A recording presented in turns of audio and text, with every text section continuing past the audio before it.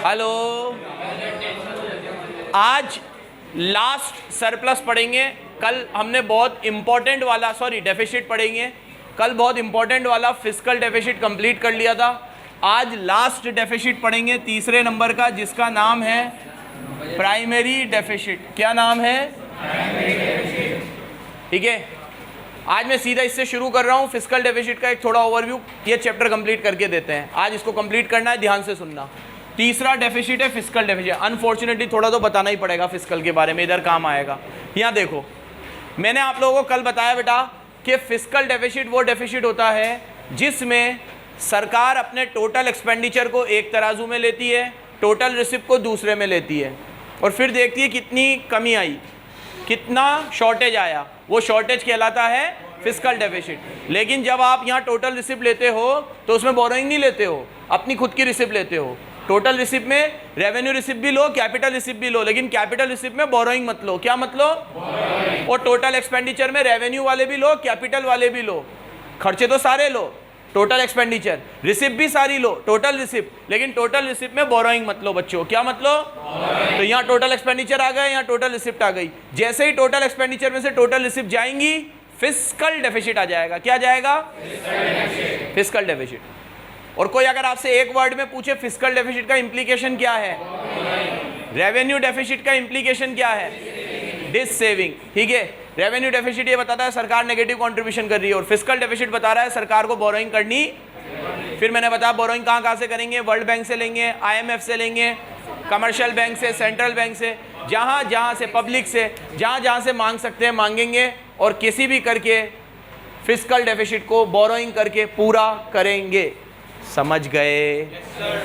अब कल मैंने आपको ये भी बताया था कि फिस्कल डेफिसिट में हम डेब्ट ट्रैप में फंस सकते हैं। किस में फंस सकते हैं? डेब्ट ट्रैप में। ठीक है, अर्चिता मुझे डेब्ट ट्रैप का मतलब बता बेटा, क्या बताया था कल मैंने? तेज बोलना थोड़ा।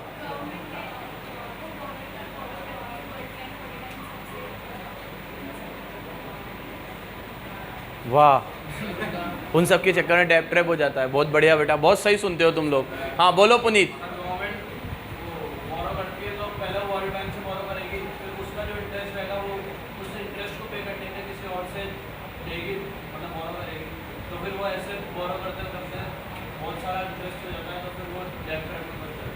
Very good. मैंने आपको कहा था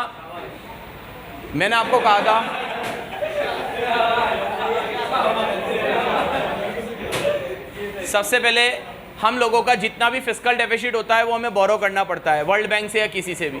जैसे ही हम फिस्कल डेफिसिट का अमाउंट बोरो करते हैं तो वो बोरोइंग को चुकाने के लिए हमें इंटरेस्ट पे करना पड़ता है।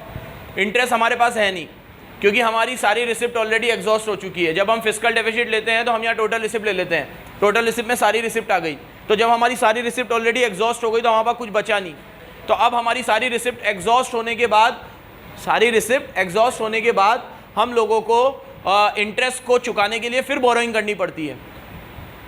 अब वो बोरोइंग से हम इंटरेस्ट चुकाते हैं, तो जहाँ से बोरोइंग करी उसको भी तो इंटरेस्ट देना पड़ेगा, तो वो इंटरेस्ट को वो चुकाने के लिए फिर बोरोइंग करनी पड़ती है। This is what we called डेब्ट trap. Borrowing again and again for paying interest, it is called डेब्ट ट्रैप। ये डेब्ट ट्रैप से निकलने का एक ही तरीका है, फिस्कल डेफिसिट में जितना भी लोन है ना वो इंटरेस्ट के साथ लो। अगर फिस्कल डेफिसिट 100 करोड़ है ना तो बोरोइंग 110 की करो। कितने की करो? अपने आप 10 करोड़ का ब्याज निकल कर आ जाएगा। क्या निकल कर आ जाएगा? तो यहीं से मेरा लास्ट डेफिसिट है प्राइमरी डेफिसिट। मैंने आपको दोनों के फॉर्मूले बताए थे। यहाँ देखो, पहला पढ़ाया था रेवेन्यू डेफिसिट, इसमें बताया था रेवेन्यू एक्सपेंडिचर माइनस, यहाँ सिर्फ रेवेन्यू लेते हैं। दूसरा पढ़ाया था फिस्कल, इसमें पढ़ाया था total expenditure minus total receipt excluding borrowing. इसमें बोरोइंग नहीं लेनी है मेरे बच्चों। क्या नहीं लेनी है? बोरोइंग नहीं लेनी है। ठीक है, ये मैंने बताया। अब आज तीसरा पढ़ा रहा हूँ प्राइमरी। इसका फॉर्मूला है फिस्कल डेफिसिट, मतलब इसको निकालने के लिए पहले फिस्कल डेफिसिट निकालना पड़ेगा। ये थोड़ा सा टेक्निकल है, ध्यान से सुनना। Fiscal deficit minus interest payment. ये क्या हुआ सर? जो निकलना था वो तो यहाँ आ गया। एक्चुअली मैंने सारे तो खर्चे ले लिए, अब कौन से डेफिसिट आ गए? टोटल एक्सपेंडिचर में मैंने रेवेन्यू एक्सपेंडिचर भी ले लिया, और जब मैंने सारे एक्सपेंडिचर कर दिए तो अब डेफिसिट कहां से उत्पन्न होगा? दो ही होने चाहिए थे, रेवेन्यू फिस्कल, तीसरा तो कुछ है ही नहीं। जो डेफिसिट आना था वो इधर आ गया, फिस्कल डेफिसिट, इसी की चर्चा है, सबसे ज़्यादा इसके बारे में ही बताया मैंने तुम्हें कल। अब एक बार ये फिस्कल डेफिसिट निकल गया तो डेट ट्रैप से बचने के लिए हम लोग बोरोइंग ज़्यादा करते हैं, इंटरेस्ट के साथ करते हैं। तो जितना भी इंटरेस्ट है ना उसको अगर मैं हटा दूं तो जो बचा वो क्या है, मतलब वो प्रिंसिपल अमाउंट है मेरा। क्या है? मैंने जो बोरोइंग करी होगी बच्चों वही फिस्कल डेफिसिट है। अच्छा एक बात बताओ, मैं तुमसे टेक्निकली पूछूं, fiscal deficit is equals to borrowing, ऐसी एक बात लिख दी मैंने, आप एग्री करते हो इससे? अगर मैं ऐसे लिख दूं fiscal deficit is equal to borrowing तो एग्री करते हो आप? पक्का? ये सही लिखा है मैंने, fiscal deficit is equal to, कल बताया ना मैंने फिस्कल डेफिसिट का इंप्लीकेशन क्या है, बोरोइंग। अगर मैं बोल रहा हूं fiscal deficit is equal to borrowing, मतलब जितना भी मेरा फिस्कल डेफिसिट है वही मेरी बोरोइंग है, उतना ही मुझे बोरोइंग करना पड़ेगा। तो अगर ये 100 करोड़ आया है फिस्कल डेफिसिट तो बोरोइंग भी 100 करोड़ होगी। तो मैं यहां पे लिख दूं 100 करोड़। अब डेट ट्रैप से बचने के लिए मैंने ब्याज भी इसी में जोड़ रखा होगा फिस्कल डेफिसिट में, तो वो 100 में से 10 करोड़ का अगर ब्याज है वो हटा लूं तो 90 करोड़ का मेरा प्रिंसिपल है। इस प्रिंसिपल को बोलते हैं प्राइमरी डेफिसिट। तो प्राइमरी डेफिसिट का फॉर्मूला होता है fiscal deficit minus net interest payment. क्या? Net interest payment. अब मुर्तुजा मुझे एक बात बताना, अगर कोई क्वेश्चन में फिस्कल डेफिसिट 100 करोड़ दे रखा है और इंटरेस्ट भी 100 करोड़ दे रखा है तो 100 माइनस 100 प्राइमरी डेफिसिट 0 आया, ठीक है? तो पहले तो ये बता क्या ऐसा हो सकता है? केस 1 बोल, ऐसा नहीं हो सकता। इशिका ऐसा हो सकता है? ऐसा नहीं हो सकता। कोपल ऐसा हो सकता है? ऐसा नहीं हो सकता। मतलब फिस्कल डेफिसिट और इंटरेस्ट दोनों बराबर नहीं आ सकते, you mean to say that. Cheru ऐसा हो सकता है? 1 साल का तो नहीं हो सकता। तू बोल पुनीत, ऐसा हो सकता है?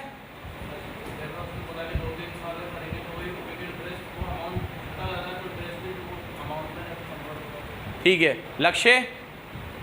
नहीं हो सकता, नहीं हो सकता। दूसरा वाला लक्ष्य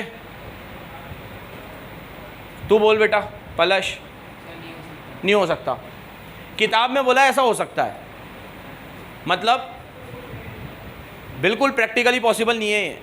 लेकिन अगर ऐसा हुआ कि फिस्कल डेफिसिट 100 है और इंटरेस्ट भी 100 है, तो एक बार एग्जाम में आया था कि if fiscal deficit is equal to interest और we can say primary deficit is 0, then what does it imply?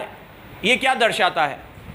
आपको क्या लगता है ऐसे देशों में जहां प्राइमरी डेफिसिट 0 है, अच्छी बात है कि बुरी बात है? इंडिया की बात करें, हमारा प्राइमरी डेफिसिट 0 आया किसी साल में, प्राइमरी डेफिसिट हमारा 0 आया, 0, अच्छी बात है बुरी बात है? तू बता। बुरी बात है। रीज़न? 0 आया है, डेफिसिट 0 आना, डेफिसिट मतलब नेगेटिव होता है, वो 0 आया है। वो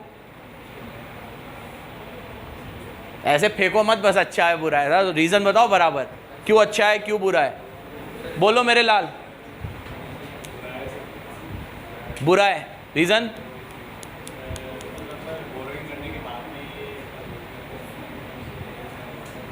पलक, अच्छा है बुरा है बेटा?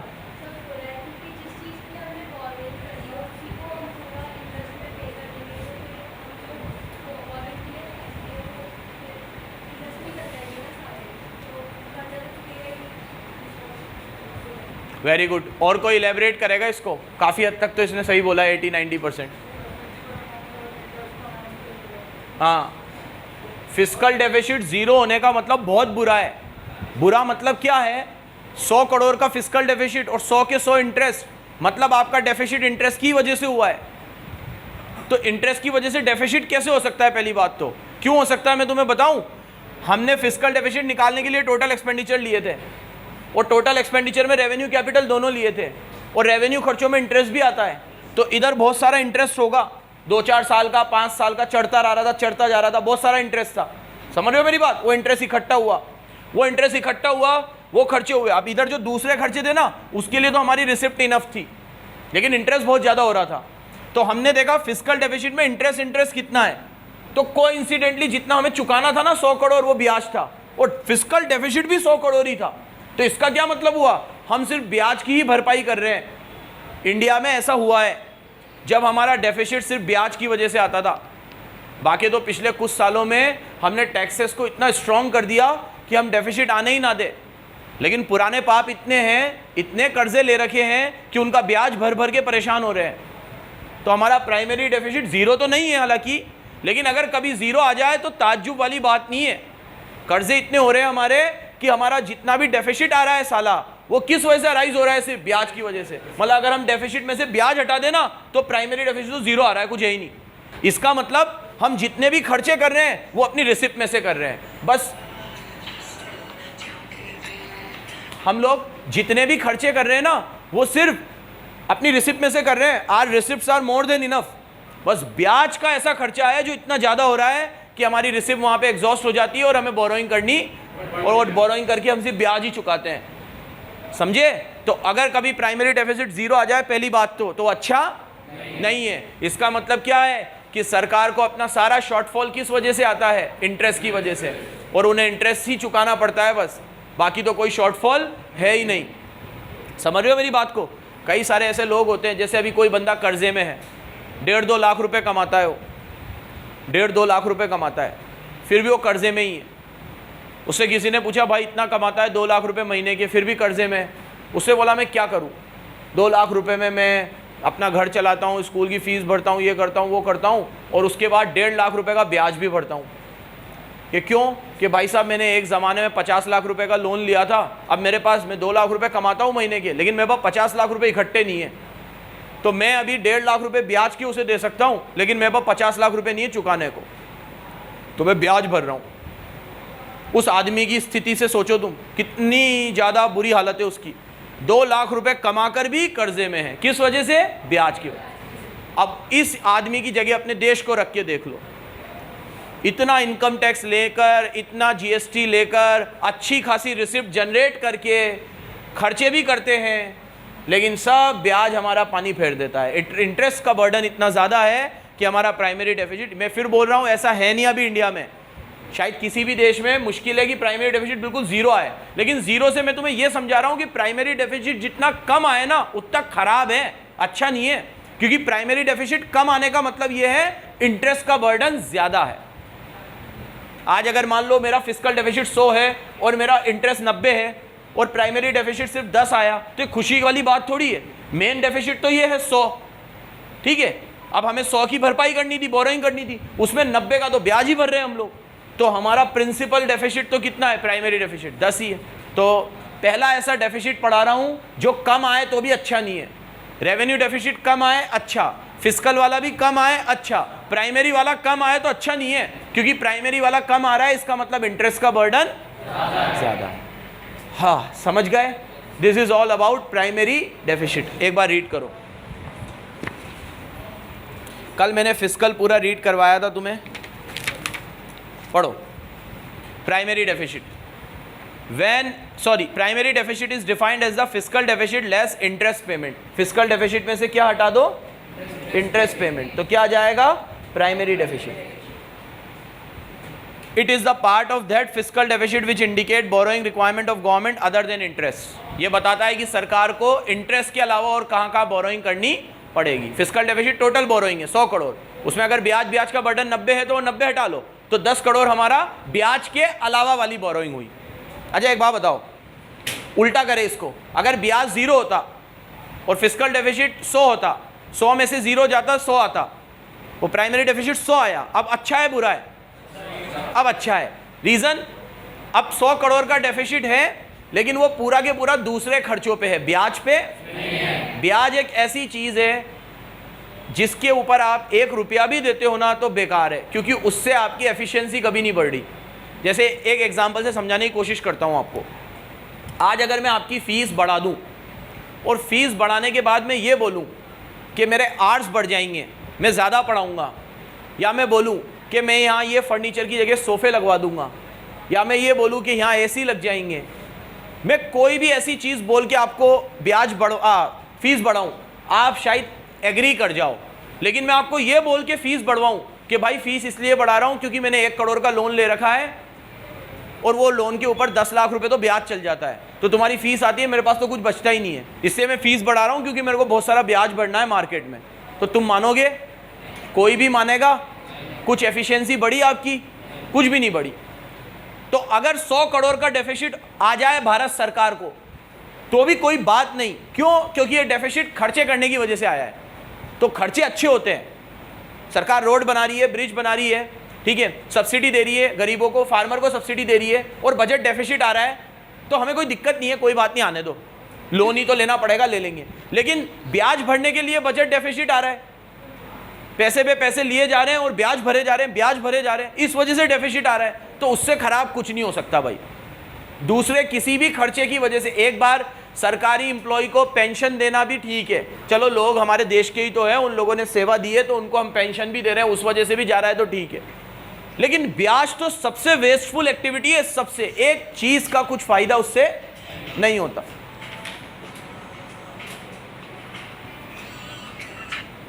आगे प्राइमरी डेफिसिट का इंप्लीकेशन देखो। Primary deficit indicate the borrowing requirement to meet fiscal deficit net of interest. It is a narrow concept in comparison to fiscal deficit. Agree? ये नैरो कंसेप्ट है क्या? है ही ना नैरो। फिस्कल डेफिसिट में सब आ रहा है और फिस्कल में से इंटरेस्ट हटाएंगे तो प्राइमरी आएगा, तो फिस्कल वाइडर हुआ और प्राइमरी नैरो ही हुआ। आगे, it enable us to see the way government is currently conducting its financial affair. It indicate the extent to which government is borrowing for wasteful activities. Zero primary deficit means the government has to resort borrowing only to make the interest payment. अगर कोई आपसे बोले कि primary deficit zero आया तो खुश मत होना, इसका ये मतलब है सरकार को बोरोइंग करनी पड़ती है सिर्फ ब्याज भरने के लिए। तो जीरो प्राइमरी डेफिसिट गंदा, और प्राइमरी डेफिसिट फिस्कल डेफिसिट दोनों बराबर आए अच्छा, क्योंकि ये बराबर कब आएंगे? जब इंटरेस्ट जीरो आएगा। मैथमेटिकली ऐसे ही होगा ना। इसका फॉर्मूला है FD माइनस इंटरेस्ट।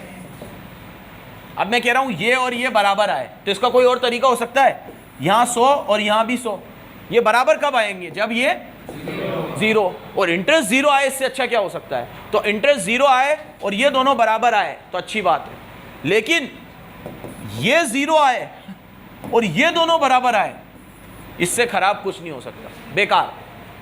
इसका मतलब क्या है? Government is not conducting financial affairs carefully, government is spending too much amount on interest, government is spending, तो उनकी फाइनेंशियल हालत अच्छी नहीं है। मैंने अभी जो बोला ना वो एग्जांपल याद रखना। कोई व्यक्ति 2 लाख रुपए महीने के कमाकर भी गरीब है, तो वो एक ही केस में हो सकता है जब वो ब्याज में उलझा हुआ है, ठीक है, और हर चीज़ पे कंट्रोल हो जाता है, खर्चा इंसान मार लेगा, कम कसर कर लेगा। लेकिन ब्याज एक ऐसी चीज़ है जो समय के साथ बढ़ता जाएगा, बढ़ता जाएगा, बढ़ता जाएगा, आप घिसते डसते जाओगे, ठीक है। मतलब वो ऐसे कहते हैं कि भाई आपकी कमाई में आपको, हमारे में कहते हैं बरकत नज़र नहीं आएगी, उसको क्या बोलते हैं इंग्लिश में या हिंदी में, समझ गए क्या तुम लोग? मतलब ग्रोथ नज़र नहीं आएगी, कितना भी कमा लूँ कम ही लगेगा, क्योंकि ब्याज देना है मुझे, ठीक है। तो ये एक ऐसा डेफिसिट है जो किस वजह से अराइज होता है? इंटरेस्ट की वजह से। चलो यहाँ पे आपका चैप्टर समाप्त हुआ। 2 छोटे छोटे से टॉपिक पढ़ते हैं और पूरी तरीके से कंप्लीट करते हैं। एक टॉपिक वो जिसकी बात मैंने कल करी थी, 2 टॉपिक है। एक क्वेश्चन आ रहा है, बोल जल्दी। सर आपने बताया था ना कि जब अपन बोरिंग लेते हैं तो बोरिंग में हमें इंटरेस्ट पे करना पड़ता है, तो इंटरेस्ट पे करने वाला अमाउंट भी अपन उसमें भी जोड़ लेते हैं, उसी अमाउंट के अंदर जितना ले रहे हैं। तो जैसे हमने 1000 की बोरिंग, मतलब 1000 का वो लिया हमने लोन, तो उसका 10% आ रहा है इंटरेस्ट, तो 1100 1100 लेंगे तो बोलेगा फिर 1100 का फिर 10% लगेगा, तो वो मैथमेटिकल फॉर्मूला यूज़ कर लेते हैं अपन, उसको 90 मान लेते हैं कि ये 90 है, इस पर 10% ब्याज लगेगा, तो ये डिवाइड बाय 90 इंटू 100, तो 100% कितना लेना पड़ेगा, तो वो जो आएगा फिर तो उस पर 10% निकालेगा। तो ऐसा नहीं होगा जैसा तू बोल रहा है। और ये सवाल मैं सोच रहा था कल ही कोई पूछ लेगा, हर बैच में पूछा जाता है ये, हर बैच में, ठीक है। क्या? हाँ, सरकार पहले ही कैलकुलेशन कर लेती है। समझे इसके सवाल को? इसने बोला, आपने कहा था 1000 का डेफिसिट आया, तो अगर हम 10% ब्याज देंगे तो 1000 का 10% 10 होता है, 100 होता है, 100, तो आप 1100 की बोरोइंग करोगे, तो ये बोल रहा है सर अब अगर हम 1100 का 10% निकाल, क्योंकि 1100 की बोरोइंग करिए तो ब्याज भी 1100 पे देना पड़ेगा, तो 1100 का 10% तो 110 आएगा। तो ये कह रहा है 1100 में से 110 जाएंगे तो अब आपके पास 990 ही बचेंगे, और आपका डेफिसिट तो 1000 का आया था, यही कह रहा है। तो इसका आंसर ये है कि इसको मैथमेटिकली सॉल्व कर लेते हैं। अपन ये मानते हैं कि ये 1000 जो है ना ये 90 की वैल्यू है, क्योंकि 10% तो ब्याज देना है हमें, तो डिवाइड बाय 90 इंटू 100 करके हम बोरोइंग करेंगे। कैलकुलेटर हो तो करके देख लो, इसको डिवाइड बाय 90 इंटू 100 करो, कितना आएगा? करो, एक 10 सेकेंड लगेंगे, करो जल्दी। डिवाइड बाय 90 इंटू 100 करो, करना चिन्नू, वो देखो हाथ पे कर, रहने दे बेटा, रहने दे, वो देना, जा ला मुझे दे। ये आया 1111 है ना। अब तुम इसका 10% ब्याज दो, अब करो इसका 10%, 1111 का 10% 111 आएगा, और 1111 में से 111 जाएंगे, आपके पास कितने बचेंगे? 1000 बचेंगे। तो ऐसे मैथमेटिकली अपन उसको डिवाइड बाय 90 इंटू 10 करके लेते हैं। लेकिन यार ये सब किताबी बातें होती है, ऐसा होता नहीं है। अपन लोग लमसम पैसा एक साथ ले लेते हैं, ब्याज व्याज सब आगे का भी निकलता ही रहता है उससे, ठीक है। ये सब किताबी बातें होती है। तुम्हें लगता है वहाँ पे पार्लियामेंट में बैठे बैठे डिवाइड बाय 90 इंटू 100 करते रहते होंगे, ठीक है। ये सब किताबी बातें हैं बेटा। चलो आगे देखो, लास्ट 2 टॉपिक।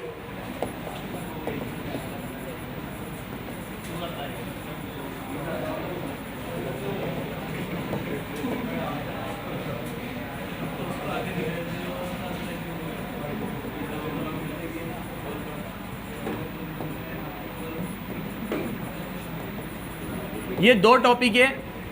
कई बार बच्चे इसको पढ़ते वक्त मिस इंटरप्रेट कर जाते हैं, दोनों को एक जैसा समझ लेते हैं। दोनों बहुत अलग अलग चीज़ है। एक होता है measure to reduce fiscal deficit, fiscal deficit को रिड्यूस कैसे करें, और एक होता है फाइनेंस बजट डेफिसिट, डेफिसिट को फाइनेंस कैसे करें। पहले ये पढ़ाता हूँ, मेजर टू रिड्यूस। ये कल आप लोगों से पूछे थे, आपने सही बताए थे। मेरा फिस्कल डेफिसिट मुझे रिड्यूस करना है, इतना हज़ारों करोड़ का डेफिसिट आता है, परेशान हो गया हूँ मैं डेफिसिट से, रिड्यूस करना है मुझे, ठीक है। सरकारी पोस्ट पे बैठा हुआ हूँ मैं, आपसे मेजर्स पूछ रहा हूँ कैसे रिड्यूस करूँ। तो कल आप लोगों से पूछा था, आप लोगों ने कहा था 2 ही मेजर हो सकते हैं। एक, रिड्यूस पब्लिक एक्सपेंडिचर,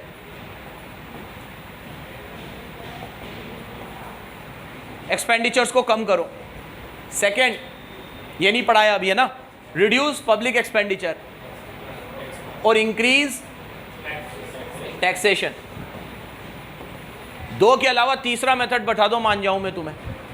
जब भी सरकार के पाले में बॉल आएगी ना, ये 2 ही मेजर आएंगे। अभी मैक्रो में और भी चैप्टर पढ़ने हैं, नेशनल इनकम आएगा, इनकम डिटर्मिनेशन आएगा। अरे भाई लक्ष्य इधर ध्यान दे ले, और हाथ हटा वहां से। अभी आगे और भी चैप्टर्स आएंगे, और भी चैप्टरों में गवर्नमेंट को क्या करना चाहिए इसकी बात करेंगे। जितने भी चैप्टर आएंगे ना, गवर्नमेंट के पाले में जब भी बॉल आएगी, मैं 2 ही बातें पढ़ाऊंगा। 2 से सरकार के बाद तीसरा कोई तरीका ना था, ना है, ना होगा जिंदगी में। पब्लिक एक्सपेंडिचर को कम करो, टैक्सेशन को बढ़ाओ। इनकी सुई यहीं आके अटक जाती है बस। और करे भी तो क्या करे वो लोग। और दूसरा, इससे अच्छा कोई तरीका है? अच्छा देखो, इससे अच्छा तरीका अभी सरकार ने खोजा, क्या? डिसइन्वेस्टमेंट करो, सरकारी संपत्तियों को बेच दो। उसमें भी मुसीबत मोल लेना है, लोग माथे ही आएंगे। चलो सरकार ने कहा कि डेफिसिट बहुत ज़्यादा हो रहा है, हम लोगों को टैक्स नहीं बढ़ाना, लोगों के ऊपर बर्डन ज़्यादा आ जाता है, टैक्स ऑलरेडी है, पब्लिक एक्सपेंडिचर भी कम करना है क्योंकि ऑलरेडी हम कम ही करते हैं, और कहाँ कम करें, ठीक है। सब्सिडी हमने दुनिया भर की छीन ली है, तो अब हमें पब्लिक एक्सपेंडिचर भी कम नहीं करने। तो हम क्या करते हैं? डिसइन्वेस्टमेंट करते हैं। डिसइन्वेस्टमेंट, सरकारी संपत्तियों को बेच देते हैं, गवर्नमेंट की एसेट्स को, तो उसमें ही मुसीबत ही मोल लेनी है। तो किताब उस तरीके का कभी पढ़ाई करते हैं अपन, पॉलिसीज़ बनाते हैं, तो उसमें कभी उसका जिक्र आएगा ही नहीं कि डिसइन्वेस्टमेंट करो, क्योंकि एक चीज़ को बसाने में बहुत समय लगता है, उसे बेचना किसी चीज़ का हल। तो सरकार के पास जो सबसे सीधे तरीके हैं ना, वो ये 2 ही है, एक्सपेंडिचर्स को कम करो, टैक्सेशन को। लेकिन इसमें केयरफुल तरीके से आप लिखोगे, ब्लंट आंसर मत लिखना, मैं बताता हूँ क्या लिखोगे। एक्सपेंडिचर को कम करना मतलब गवर्नमेंट एम्प्लॉयज़ की सैलरीज वगैरह थोड़ी कम करो, पेंशन में थोड़ी कटौती करो, अननेसेसरी सब्सिडी दे रखी है आपने, आपने गैस सिलेंडर पे से तो सब्सिडी हटा दी, लेकिन आपको पता है 1000 करोड़ रुपए की सब्सिडी हम इंडस्ट्रियल सेक्टर को भी देते हैं, उसमें कभी कटौती नहीं होती। जो इंडस्ट्री ये बना रही है वो बना रही है उनको सब्सिडी मिलती है, अंबानियों को, अडानियों को। इधर भी कमी करो थोड़ी, इनको क्या कमी है, ठीक है। तो यहाँ पे थोड़ा सा रिडक्शन करो, सब्सिडी को रैशनलाइज करो, जहाँ देनी चाहिए वहाँ दो, जहाँ नहीं देनी चाहिए हटाओ।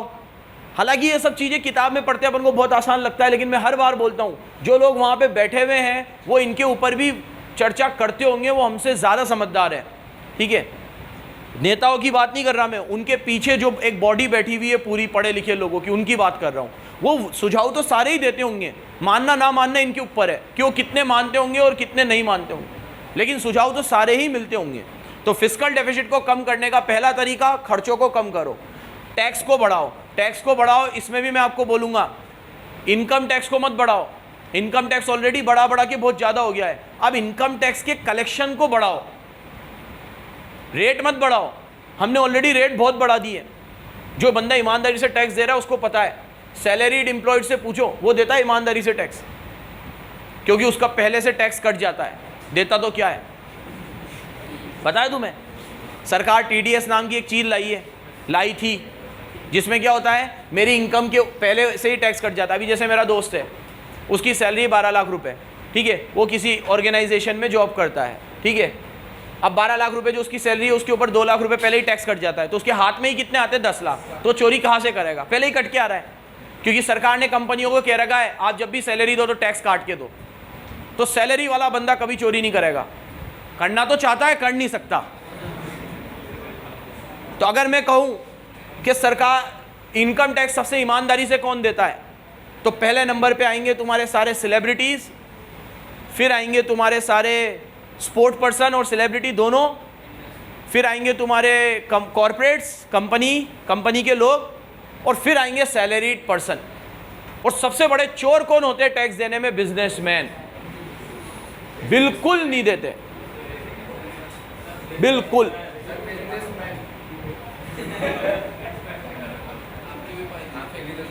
यहां देखिएगा जरा तो क्या हुआ? सरकार, सुनो इधर, सरकार को ये 2 मेजर्स अडॉप्ट करने हैं, एक्सपेंडिचर्स को कम करना है, टैक्सेशन को बढ़ाना है। लेकिन टैक्सेशन कौन सा बढ़ाना है? कलेक्शन बढ़ाना है, रेटें नहीं बढ़ानी है। और इनडायरेक्ट टैक्स भी मत बढ़ाओ, क्योंकि इनडायरेक्ट टैक्स भी बहुत ज़्यादा है और उसका बर्डन रिच और पुअर दोनों पे आता है। एक बार पढ़ो मैंने क्या लिखा है, measure to reduce deficit,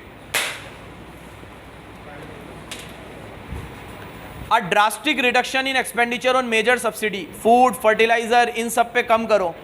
cut in expenditure on LTC, LTC समझते हो क्या होता है? Leave travel concession. ये सरकारी मुलाजिमों को मिलता है, रेलवे में 2 टिकट फ्री हर महीने, इसके 2 टिकट फ्री, इतने टाइम छुट्टी नहीं लोगे तो इतने का लीव बोनस मिलेगा, हर महीने में 2 छुट्टी अलाउड, साल में 24 छुट्टी अलाउ, उसके बाद सारी त्योहारों की भी छुट्टी, ईद, दिवाली, दशहरा, नाग पंचमी, सबकी छुट्टी मिलती है बराबर। इतनी छुट्टी मिलने के बाद गवर्नमेंट एम्प्लॉय को 24 छुट्टी का यूज़ ही नहीं करना पड़ता जो उनको अलाउड है, क्योंकि वो फेस्टिवल्स के अलावा मिलती है, वो फेस्टिवल के अलावा मिलती है, तो उनका यूज़ ही नहीं आता। तो सरकार कहती है ठीक है, तो 24 छुट्टी तुमने नहीं ली ना, तो हम तुम्हें leave travel concession, leave bonus दे देंगे, 24 छुट्टी की सैलरी भी तुम्हारे खाते में डाल देंगे। कम करो इनको, ये फालतू का इतना नचा रखा है, ठीक है। इन चीज़ों को कम करना चाहिए, करोड़ों का खर्चा होता है इनमें। कल बताया था MPs और MLAs को 2-2 जगह से पेंशन मिलती है। एक बंदा यहाँ MP है और वो पहले MLA रह चुका था, तो MLA वाली पेंशन भी आती है उसके खाते में और MP वाली पेंशन भी आती है। इसको थोड़ा सा रैशनलाइज करना चाहिए। इतना है ना इसमें लिखने को, इतना किताब लिख सकता हूँ मैं पूरी, ठीक है। देखो, बोनस, लीव इनकैशमेंट यहाँ पे कम करो, इंटरेस्ट, देखो एक डेटा दिया है मैंने, रियलिस्टिक डेटा, टिक करो। रेवेन्यू एक्सपेंडिचर का 40% हम इंटरेस्ट पे खर्च करते हैं, सत्यानाश हो इनका। जितने भी रेवेन्यू एक्सपेंडिचर करते हैं ना, रियल डेटा डाला है मैंने ये, उसका 40% हम सिर्फ कहाँ खर्च करते हैं? ब्याज पे। अब कल जब बजट डिस्कस करेंगे तो तुम्हें बताऊंगा मैं कि हमारा रेवेन्यू एक्सपेंडिचर कितना है। सुनो इधर, हमारा रेवेन्यू एक्सपेंडिचर अगर 10,000 करोड़ है तो उसमें से 4,000 करोड़ सिर्फ ब्याज में जा रहा है। अगर हमारा रेवेन्यू एक्सपेंडिचर 10,000 करोड़ है तो उसमें से 4,000 करोड़ अकेले किस में जा रहा है? ब्याज में। इतनी बुरी हालत है। इस अकेले एक हेड को भी कंट्रोल कर लिया, लेकिन कैसे करें इसको कंट्रोल? इसको कंट्रोल करने का मतलब सारा कर्जा चुका दो। और कल मैंने बोला था इतना तो हम सोचते ही नहीं है। अब सरकार कर्जा चुकाने से तो बहुत दूर जा चुकी है। अब हम इंटरेस्ट को पार्ट ऑफ लाइफ मान चुके हैं। ये हमारे रोजमर्रा के खर्चे हैं, ये हमें करने ही हैं। We are like that. खुशी खुशी भर रहे हैं हम। इसका तो किसी चुनाव के कैंपेन में जिक्र भी नहीं होता कि अगर हम पावर में आएंगे तो ये करेंगे। कोई भी कुछ सुना भी नहीं होगा तुमने कभी। तो ये कोई चुकाने वुकाने की अब सोचता ही नहीं है। हम इंटरेस्ट को रेगुलर खर्चा मान चुके हैं हमारा, कि बराबर कर रहे हैं, बराबर भरते रहेंगे, जन्म सिद्ध अधिकार है। ठीक है, 40% हम इंटरेस्ट पे खर्च करते हैं। फिर देखो, substantial reduction in budgetary support to public sector. Infrastructure project के अलावा जो दूसरे प्रोजेक्ट है उनके ऊपर कंट्रोल करो, इंफ्रास्ट्रक्चर पे कंट्रोल मत करो, तो करना ही है। ठीक है, ये मैंने बताया। देखो क्या क्या बोला मैंने, कहाँ कहाँ कंट्रोल करे। लीव इनकैशमेंट, गवर्नमेंट एम्प्लॉयज़ की सैलरी, इंटरेस्ट, सब्सिडी, बोनस देते हैं जो गवर्नमेंट एम्प्लॉय को, वो इन सब चीज़ों पे क्या करो? कंट्रोल करो। हाँ बेटा कुछ बोल रहा था।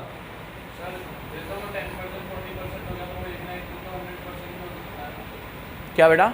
हाँ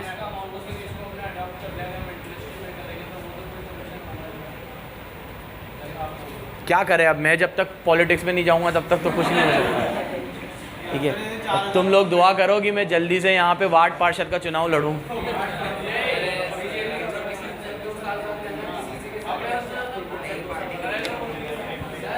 हाँ, अभी नहीं दे सकते क्या तुम? 1 साल बाद दोगे तुम लोग। हर बैच वाले बोलते देते तो है नहीं। भाई मैं पिछली बार खड़ा हुआ था वार्ड पार्षद के चुनाव में, पिछली बार, उसमें मेरे को 3 वोट मिले। मेरे घर में भी 5 लोग हैं। अभी तक तो मैं मेरे वो घर वालों को ढूंढ रहा हूँ जिन्होंने मुझे वोट क्यों नहीं दिया। चलो सुनो मेरे प्यारे बच्चों, अगला टैक्सेशन। दूसरा तरीका क्या है? टैक्सेशन को बढ़ाओ। टैक्सेशन को बढ़ाओ बेटा। Tax base should be broaden and concession and deduction in taxes should be curtail. Curtail का मतलब होता है कम करना। टैक्स के अंदर जो डिडक्शन दिए जाते हैं उन्हें कम करो। टैक्स इवेजन को रोको, ये है main. Tax evasion should be checked in India. In India, government is giving more emphasis on indirect tax because indirect tax are regressive. But the problem is it put more burden on common man. हम लोगों को indirect tax के ऊपर ध्यान देना चाहिए। सरकार क्या कर रही है? indirect tax को बढ़ाती जा रही है। indirect tax को बढ़ाना कोई solution नहीं है। direct tax को बढ़ाओ। किसको बढ़ाओ? direct tax को बढ़ाओ। मैंने उस दिन तुम्हें कहा था सरकार ने आते ही wealth tax हटा दिया। अब सरकार ने ये कहा कि देखो हमने आते ही wealth tax हटा दिया। इतना गुस्सा आया था मुझे ये डिसीजन सुन के।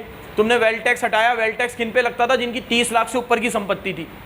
तो कोई आम आदमी को नुकसान देता था क्या? वो आपको और मुझे नुकसान देता था क्या? कोई इतनी बड़ी बात थोड़ी थी। किसको फायदा पहुंचाया तुमने ये करके? कॉर्पोरेट्स को। इसका क्या मतलब हुआ कि वो कॉर्पोरेट्स के डोनेशन से सरकारें बनती है और वो सरकारें फिर उन्हीं टैक्सेस को हटाते हैं जो उन कॉर्पोरेट्स को फायदा पहुंचाते हैं। कॉर्पोरेट इनकम टैक्स की रेट 30% होती थी, इन्होंने आते ही 25 कर दी। क्यों करी भाई? कॉर्पोरेट की रेट कम करके क्या साबित करना चाहते हो तुम? ठीक है, कॉर्पोरेट्स को किस चीज़ का फायदा मिल रहा है? और कॉर्पोरेट एक आर्टिफिशियल पर्सन है, वो जो भी कमा रहा है उसका 30% सरकार को दे रहा है, 70% तो डायरेक्टर्स वगैरह सबको ही मिल रहा है ना, और वो तो वैसे भी अच्छी अच्छी सैलरी उठा ही रहे। ठीक है, कॉर्पोरेट का टैक्स करने का, कम कटौती करने का क्या मतलब है? इंडिविजुअल के इनकम टैक्स में करते, वो सैलरी वालों को करते, बेचारे जिनका TDS कटता है वो ईमानदारी से सैलरी वाले टैक्स देते।